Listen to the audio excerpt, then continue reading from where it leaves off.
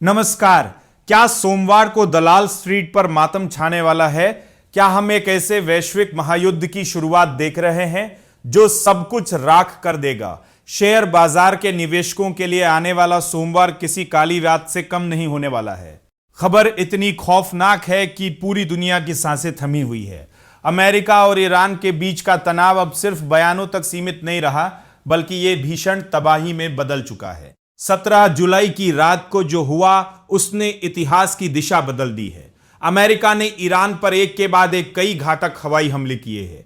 यह हमला पहले के हमलों से बिल्कुल अलग था, क्योंकि इस बार अमेरिका ने पहली बार उत्तरी ईरान को अपना निशाना बनाया है। इस हमले की सबसे विचलित करने वाली बात यह है कि अमेरिका पर ईरान के नागरिक बुनियादी ढांचे यानी सिविल इंफ्रास्ट्रक्चर को तबाह करने के आरोप लग रहे हैं। खबरों के मुताबिक बंदर अब्बास जैसे महत्वपूर्ण क्षेत्रों में पुलों, रेलवे स्टेशनों और बिजली की मुख्य लाइनों पर मिसाइलें बरसाई गई है। ईरान का दावा है कि अमेरिका ने जानबूझकर आम जनता की जरूरतों को निशाना बनाया है ताकि पूरे देश को अंधेरे और लाचारी में धकेला जा सके। हालांकि अमेरिका इन आरोपों को सिरे से नकार रहा है और कह रहा है कि उसने केवल सैन्य ठिकानों को निशाना बनाया है।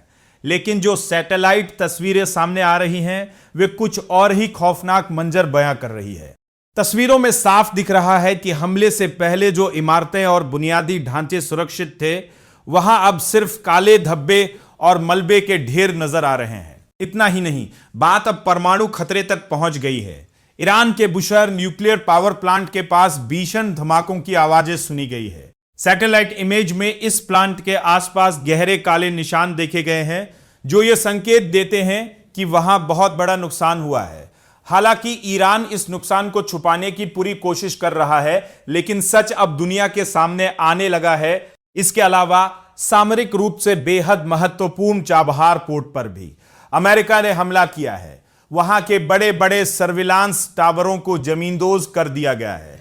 भारत के लिए राहत की बात सिर्फ इतनी है कि चाबहार में हमारे टर्मिनल को फिलहाल कोई नुकसान नहीं पहुंचा है, लेकिन इस युद्ध की लपटें अब भारत की दहलीज तक पहुंच रही हैं। ईरान ने इस हमले के बाद जो जवाबी चेतावनी दी है वह दुनिया को दहला देने वाली है। ईरान की रिवॉल्यूशनरी गार्ड्स यानी IRGC ने आधिकारिक तौर पर 0 आवर की घोषणा कर दी है। 0 आवर का मतलब जानते हैं आप? इसका सीधा सा अर्थ है कि अब ईरान किसी भी समय, किसी भी पल और दुनिया के किसी भी कोने में अमेरिका या उसके सहयोगियों पर आत्मघाती हमला कर सकता है। मिसाइलें तैयार है, सेना अलर्ट पर है और ईरान ने साफ कह दिया है कि अब कोई भी सीमा सुरक्षित नहीं रहेगी। ईरान के विदेश मंत्री ने गुस्से में आकर अमेरिका के साथ हुए समझौते यानी MOU को आधिकारिक तौर पर फाड़ कर फेंक दिया है। अब बातचीत की सारी मेजें उलट चुकी है और सिर्फ बारूद की भाषा बची है। इस युद्ध की आग अब केवल अमेरिका और ईरान तक सीमित नहीं है। ईरान के समर्थक यमन के हूती विद्रोहियों ने भी मैदान में कूदने का ऐलान कर दिया है। हूती लीडर्स ने सऊदी अरब को सीधी धमकी दी है कि अब वे उनके शहरों को दहलाने के लिए तैयार रहे। इसका मतलब है कि पूरा मिडिल ईस्ट अब एक ज्वालामुखी बन चुका है जो कभी भी फट सकता है। अब जरा सोचिए कि इसका असर आपकी जेब पर क्या पड़ेगा। अगर स्ट्रेट ऑफ हॉर्मुज में तेल की सप्लाई रुक गई तो कच्चे तेल यानी क्रूड ऑयल की कीमतें 7वें आसमान पर पहुंच जाएंगी। भारत अपनी जरूरत का ज्यादातर तेल इन्हीं रास्तों से मंगाता है और अगर यह रास्ता बंद हुआ तो भारत में महंगाई का ऐसा तूफान आएगा जिसे संभालना मुश्किल होगा। सोमवार को जब शेयर बाजार खुलेगा तो मंजर कुछ और ही होगा। एक तरफ रिलायंस और बड़े बैंकों के नतीजे आने वाले हैं जिनसे बाजार को उम्मीदें थीं, लेकिन इस युद्ध की खबर ने उन उम्मीदों पर पानी फेर दिया है। निवेशक डरे हुए हैं और बाजार में अफरा तफरी मच सकती है। क्या ईरान खाड़ी देशों के नागरिक ठिकानों पर पलटवार करेगा?